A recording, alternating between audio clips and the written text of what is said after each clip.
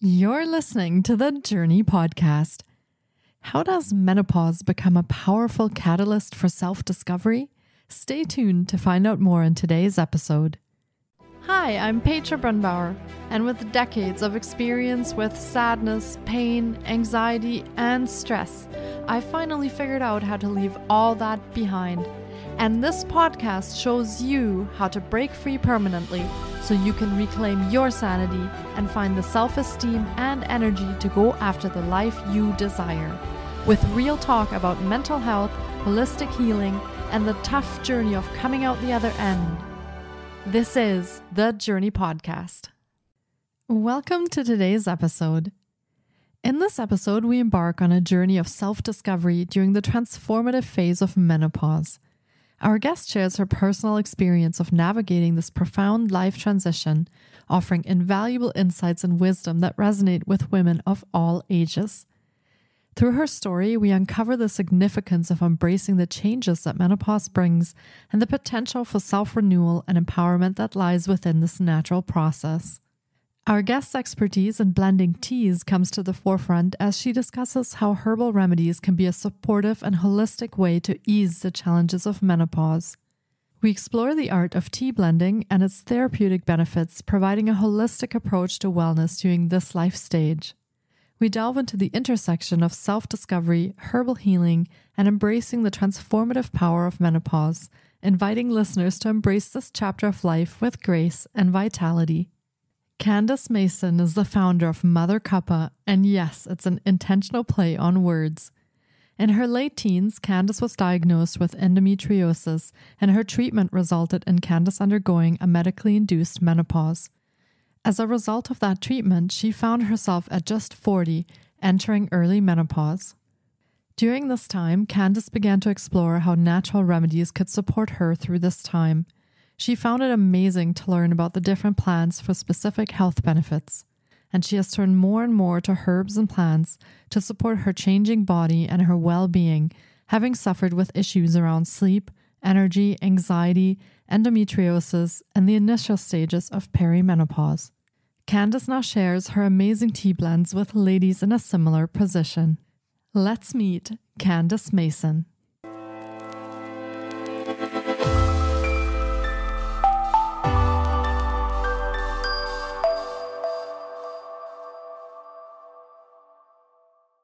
Hi, Candice. It's so great to have you on the podcast today. I've been looking forward to getting to chat with you because self-discovery in menopause is such an important topic, especially when it comes to mental health and holistic healing. So welcome to the podcast. Thank you very much for having me. It's lovely to meet you. Yeah, it's my pleasure. I have a feeling we'll be talking about many exciting things today, so I'm very much looking forward to it. Now, do you want to share a little bit about yourself and your story and then how you came to do what you do today? Absolutely. So my name is Candice and I am founder to a brand new company called Mother Cuppa, and I blend teas to support females' hormones and well-being. And the reason I do that is because I've had a lifetime of a hormone condition. So I've had endometriosis and various other complexities as a result of that. And about 20 years ago, I had quite a major operation. I was in a lot of pain and there were problems internally. So I had to have quite a big operation to rectify that. And following the operation, I was put through a medically induced and reversed menopause. And in your 20s, that is really difficult to go through a menopause when all of your friends are going out and having a great time. But I was on so much medication that I literally felt like I was rattling, and I didn't really feel like I knew exactly what my body felt like. So I just made the decision to come off of all of my medication following that treatment and to attempt to see what I could do in a more natural way. I'm not adverse to medication, and there have been times where I've gone back to it. But for me personally, I felt like I needed to look at other options. So, of course, in those days, people didn't talk about these things because there wasn't social media and you didn't have that sort of avenue to find out information. So I went to the library, who had to order in a book from somewhere else in the country that told me exactly what endometriosis was, what was a medically induced menopause. And in there was a section about medicinal plants and lifestyle changes. that's really where my journey began. And I would go to the local health food shop, and the lady in there would give me all sorts of weird and wonderful ingredients. And she would just say to me, just go home and make it in a tea and you can drink that. And I just loved the art of pulling those teas together. I found it quite therapeutic, and I found it really healing to know that I was looking after my body in a really natural way. So that's where my journey started. Wow, that's so exciting. And although the root cause of you coming to this was very challenging, I'm glad that you found this path that led you to founding your business as well and helping yourself through medicinal plants and others. So, what a fascinating journey. Now, you obviously dove a lot deeper into medicinal plants, and especially with the company that you founded now. So, what were some of the learnings along the way and things that you found out? And did you do training on the plants as well? Or how did you come to do the tea in the end? I've been blending teas now for 20 years, so it's been a bit of a journey. I didn't talk about it so much. I thought I was a bit of a weirdo, really, a bit of a dork. So in my kitchen with all these, like some sort of witch in her kitchen with all these medicinal plants. So it's been something that I've always gone back to. And the way I would operate was that I would maybe have a problem or a pain or something that was happening in my life at the time. And I would go away and research any particular ingredients that might support that. And then I might combine it with some other ingredients that might support something else. So I just would play with things. And I think what it's taught me, so I would do the research on a particular ingredient. I would then try and build the flavor around that particular ingredient. And then I would drink that tea for a period of time, and I would journal what that may or may not have been doing. And I did the same with the foods that I was eating as well. Not obsessively, but regularly enough that I could track what was happening to my body around my cycles, which was particularly the difficult points in my life. And I think what it's really taught me is how to be in tune with my body and really listen to what's happening. And of course, that evolves and changes as life develops. And I was very lucky to have one child with some support. So yes, each phase of my life, I've had to sort of reevaluate, go back to the drawing board. Things that used to work don't always work again. I think it's just really, for me, being in tune with my body and really understanding what's happening to it. Yeah, that's a really wonderful insight. And I think that's also one of the important things that especially I think women need to be aware of, is that connection to the body and really tuning into what's happening. Because very often we're told that what we're experiencing, we just need to deal with, or it's normal, or a lot of the things along those lines. Whereas if we really tune in, we can tell that something's off or something's not quite working right. And if we listen to that, we can actually find ways to help with that. So yeah, I find that extremely important. Now, you went through menopause when you were very young, in your 20s. And what are some of the experiences that you went through with menopause? I'm kind of wondering, if listeners are curious, what do you experience when you go through menopause? What does that feel like in your body and in your mind? Well, it's interesting because subsequently I have discovered I'm now in early menopause. So I feel a bit like I'm going through it for a second time, which seems ever so unfair. Although this time I'm so excited because it really does mean the end of my cycles, which have caused me so many problems for so many years. So I'm very excited about this next chapter. But the medically induced menopause that I went through 20 years ago was quite extreme, because you are almost thrown into it within the first week. So there's no build up, there's no warning, and you're suddenly in it. For me, in that age, actually mood swings were particularly difficult to manage, and I just would feel myself sort of crashing one day and hyper the next day. I had terrible hot flushes, and I remember the boyfriend at the time, I would be throwing plates at him. I was so angry at everybody and everything, which is just so out of character of my personality. Interestingly, this time round, the reason I found out I was in early menopause is, well, I was having a very stressful period in my life. It was in the lockdowns. I sort of thought we were all having very stressful periods in our life, didn't really think too much about it, but I was having real problems with my sleep. And I just didn't sleep for 6 months. I would be asleep maybe for a few hours and then I would be up. And then that started to turn into anxiety attacks in my sleep, which I have spoken to several other ladies in recent months. And it turns out I'm not the only one that's experienced that. So it's quite interesting. I've never had anxiety before, and I've never had an anxiety attack. So, of course, the first night it happened, I thought I was having a heart attack. The two different ends of my life, the symptoms have presented very differently. And it was the anxiety that was the real problem for me. But of course, I just put that down to being very stressed at the time.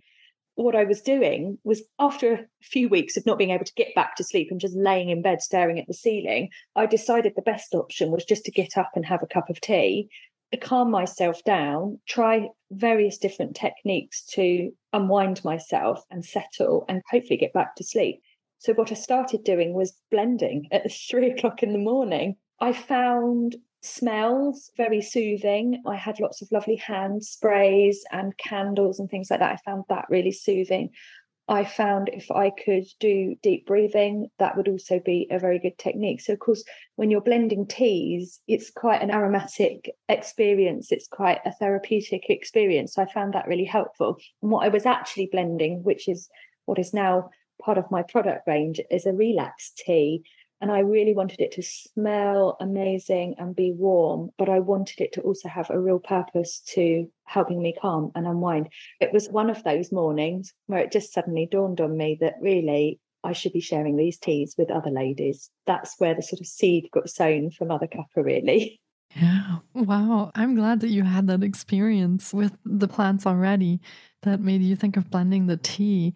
That's wonderful.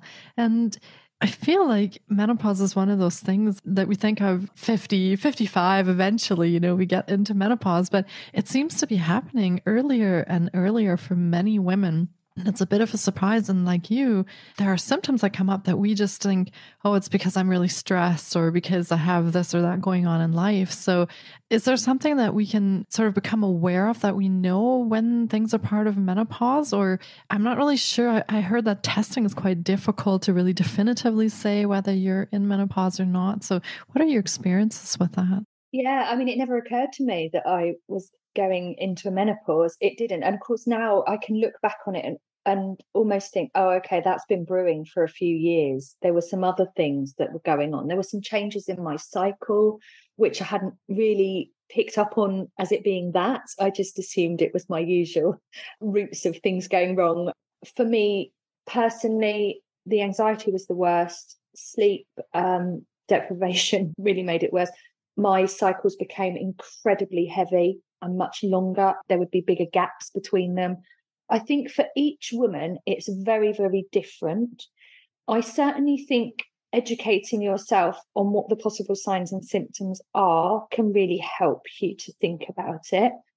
I also think if you're with a partner or someone who's very close to you, they might be able to spot some changes in your demeanour, which is exactly what my husband said, if you don't get to the doctors and get yourself checked out. And definitely there were some things that were quite out of character, really. Like I say, the anxiety was very out of character. I mean, I've had moments of overwhelm, burnout, stress in the years, but not that level of anxiety before. So, yeah, I think trying to listen to your body, and if your gut instinct is telling you something isn't right, usually I believe that to be sign enough to go and speak to somebody. I personally went to see a specialist, a female health specialist, mainly because of my experiences with endometriosis. I was very lucky during my years of struggling with endometriosis that I had the same GP for a really long time. It was a male doctor, and I was very lucky to get the diagnosis that I did at the time that I did. He knew straight away what it was, and it was almost an unheard of complication in those days. So he was my GP for a really, really long time. And then he left the clinic. At that point, I thought, I'm going to get myself a specialist GP. So she was able to run some tests, and we did the tests more than once, but they were pretty conclusive about where I was in my stage of life. Yeah, I feel like menopause also comes with a lot of challenges that we don't talk about a lot, like the anxiety that you're mentioning, the brain fog. And I feel like those things impact us in a way that is not visible. A lot of people can't really understand what we go through during that time because they're not visible things that we can really, or we have an injury or something that's visible. And during this time, you actually went and launched a business. So how was that experience I thought for that you was a with good idea. dealing with all of those challenges and menopause and launching a business at the same time? How was that? Do you know what? When I got told I was in early menopause, honestly, I felt like I was old before my time. And I thought, oh my goodness, I better start planning my retirement. Like, I haven't done everything I wanted to do in my life. And I could feel myself almost panicking about it. The business idea had been there for a little while. It was about 18 months, and I really didn't have the confidence at that point to do anything with it. But when I got told I was in early menopause, I just thought, if I don't do this now, I might never do it. And I think that was enough for me to really, really dig deep and put some plans in place. And so as a person who's never really been on social media, never launched a business, everything I was doing for a long time was very, very much out of my comfort zone, which didn't necessarily help that confidence and anxiety issues I was having. But every time I just felt like, if you don't do it now, you'll never do it. And it's really important to you to share this with others. And there's risk of, when you launch a business, there's risk of losing money. And I sort of weighed it up and thought, well, I'm not going to lose my house, but I might have a very bruised ego and an empty pocket for a little while. But I really felt passionately that what I could offer to ladies would really help them. The tea and medicinal plants have supported me for 20 odd years. I felt like I wanted to share that with other people, really. Yeah, I'm very glad that you went for it. And as a result, we now have this lovely business that you've created. Do you want to share a little bit about maybe the plants that go into your teas and what kind of plants help with menopause? Like, what do you use and what do you blend them with? How do you blend them? And how do you decide what goes into your teas and what doesn't? I'm very curious about that. Yeah. So like I said, I tend to start with the problem. So for example, I have a blend that is called Energize. And about 12 years ago or so, I'd read this article about the impact that caffeine might have on your hormones. And in particular, that caffeine interacted with your adrenal glands, which spiked your cortisol levels, which can have a knock-on effect to your other hormones. So I read this article and I thought, I'm going to just do a cleanse for 28 days, cut coffee out of my diet and see what happens. And for me, it was enough to want to give it up completely. So I haven't had coffee for a very long time. I love the smell of it, but it does nothing for me. And I think that's the thing. It sort of started to take more than it was giving. But I still wanted something that was going to give me energy throughout the day. So in that particular blend, the main ingredients that I use are ashwagandha, schisandra berry, hibiscus, beetroot, and a little bit of ginger in there. And ashwagandha and schisandra berries are known as adaptogen plants. And I like working with adaptogen plants. They are particularly good for female bodies. Although initially the studies were conducted on soldiers in World War II. So there's some interesting history around adaptogen plants. But ultimately what an adaptogen plant does is to help your body to adapt to the stresses that it's under and keep your body in a resistance phase for longer. So that can have two effects. That can help to fight off fatigue and stop you from overexhausting. But it can also help you switch off a little bit and unwind. And it's a balancing herb. So it will keep you in homeostasis and keep your body in equilibrium. So that's a really, really great plant to be working with. The beetroot is going to give you a little shift of energy and a little kick of energy. Beetroot is used, well, a lot of the studies on beetroot are with athletes, athletic societies, and how that helps with endurance and muscle fuel efficiency, which when you're trying to sort of energize your body is a really good plant to be working with. And hibiscus is a liver cleansing ingredient. So in terms of maintaining our energy, if we can keep the toxins out of our liver, that's going to really, really help. But also quite a few of your hormones are metabolized in your liver. So again, want to be really looking after that part of the body. So I'm drinking energized tea as we speak. It's completely caffeine free, so you can drink it any time of day. But yeah, that's going to give you a really nice natural energy throughout the day.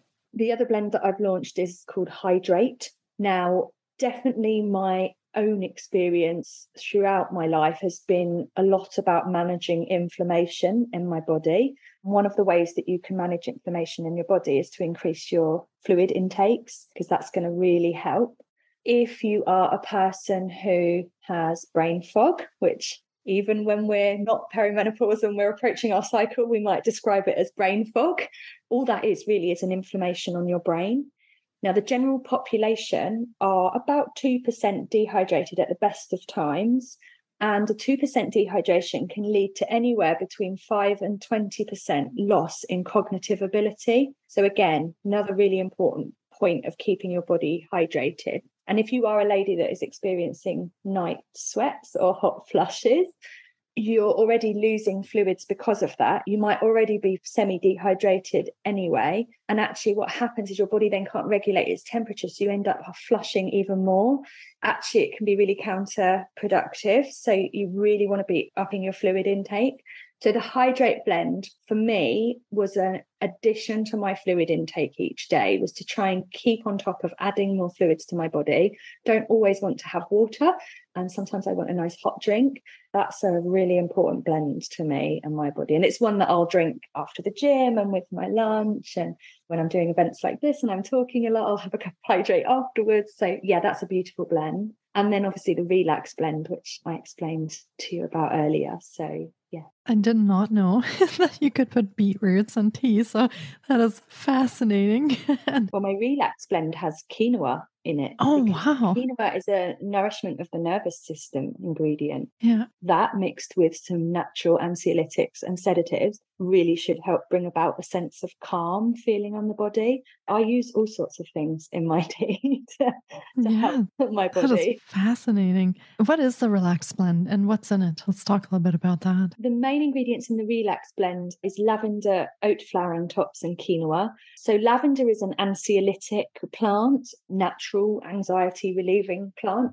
There's a really good reason why it's in every single calming sleep product on the market. There are a lot of studies around lavender in particular. So it's a really powerful plant to be working with. It can be quite overpowering in taste.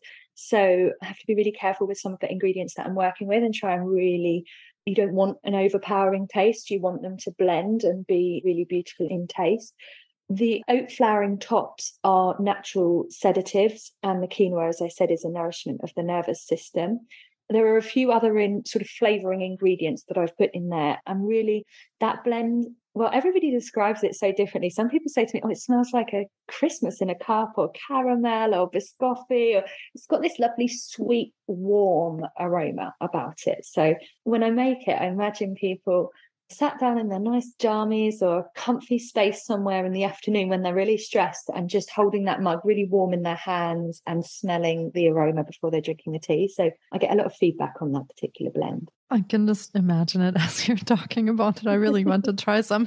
So that sounds very lovely. And a great point about women in menopause already experiencing dehydration in addition to what normal people may experience when they're not going through menopause. So that's a great point that we do need to. Estrogen is not your friend when it comes to keeping your body hydrated. She definitely likes to take your hydration levels away from you. So I'm a really firm believer. I think this is, again, going back to being in tune with my body. We as a society, or social media as a society, talk so much about food and nutrition and gut health and all of those things. But I do not think we talk enough about hydration and sleep. To me, sleep and hydration are two of the most important things for my body to function well. It could probably function well with a pizza inside it, but it wouldn't function well with no sleep or no water. So for me personally, sleep and hydration have been two really, really important things to concentrate on in terms of my health. Mm-hmm. Yeah. And the teas support that as well, the blends that you've created. Now, are these teas specifically also for women in menopause, or do you have other blends that are specific to menopause as well? I've launched with the 3 teas that I've described. So the business is only 1 year old. I've got so many teas I would love to share. I just need to get the business sort of self-funding little projects like that. No, the teas are aimed at female bodies. Now, I talk a lot about endometriosis and I talk a lot about menopause on my social platforms. I tend to get ladies with relating to those topics coming to purchase the tea. Now, what I will say is it doesn't mean that men can't drink the tea. It just means that I personally have chosen those ingredients because that's the research I've done to look after my own body. But men are not going to suddenly start growing lady bits because they've had a cup of my tea. And in fact, I have got several men who are drinking the tea. In fact, husbands apparently and boyfriends tend to be having a little sneak of the tea. But yeah, it's really, I'm targeting women because that's where my journey has come from. And it's any age, really. The Energize blend particularly would help females in the lead up to their periods coming. And obviously the Relax blend could help anybody with anxious feelings, points of stress, needing to unwind. Amazing. Well, I can't wait for you to bring out a menopause blend in the future. So we're looking out for that as well. Absolutely. And how can listeners find your products, and where can they find your products? How can they get a hold of you if they've been inspired by this episode and they'd like to try some of your tea? Where can they find you? Well, that's great. I mean, I've got a website. It's mothercuppatea.com. I'm on every single social media platform going. Please don't come and judge me because I'm just making it up as I go along. Do you know what? For me, one of the most amazing things about launching a business is the contacts that I've made and the connections that I've made. And I will regularly have people slip into my DMs asking me questions about the tea or telling me how it's helped them, or maybe they've got a problem that they're struggling with and they're asking which ingredient would work best for them. So yeah, if you're on a social media platform, just come and find me and come and say hello, because I really love the community. I feel like I've had this whole world open up to me that I didn't know existed. So yeah, come and say hello. Amazing. And we will be linking to all of Candice's offerings in the show notes as well. So be sure to check there on how you can reach her on social media and on her website, and how you can purchase the tea blends. And I think that you mentioned that you open up international shipping as well. So people from outside the UK can get the teas as well. About 40% of my followers and traffic on the website is actually coming from America and Canada. So it took a little while for me to work out how to get international shipping. But yeah, we are open for international shipping. I'm actually got a meeting today with a distributor in the States. So we'll see how that develops. Wow. Yeah, fingers crossed for you. Yeah. Perfect. So we can distribute this tea internationally. And I hope our listeners found this episode as inspiring as I did, and they will come and taste your tea and find out what you have to offer. And thank you so much for talking to us today about your self-discovery in menopause and the tea blends. I've learned so much in the past half hour about menopause and teas. So thank you so very much for sharing all that and bringing your wisdom on this topic to the episode today, Candice. Thank you so much for the opportunity to be able to share my story. I really appreciate it. Absolutely. It's been my pleasure. Take really great care of yourself, and hopefully I get to try some of your tea in future. I'd be absolutely curious, so I'll be ordering some from you. Thank you. Bye-bye. Thank you. Bye. Thank you so much for taking time out of your day to listen in. If you enjoy the Journey podcast, please support us by subscribing, sharing on social media, and leaving us a review. We appreciate you. And you can find more of The Journey on Facebook, Instagram, TikTok, and our website, thejourney.com. Sending you love and courage, and see you next time.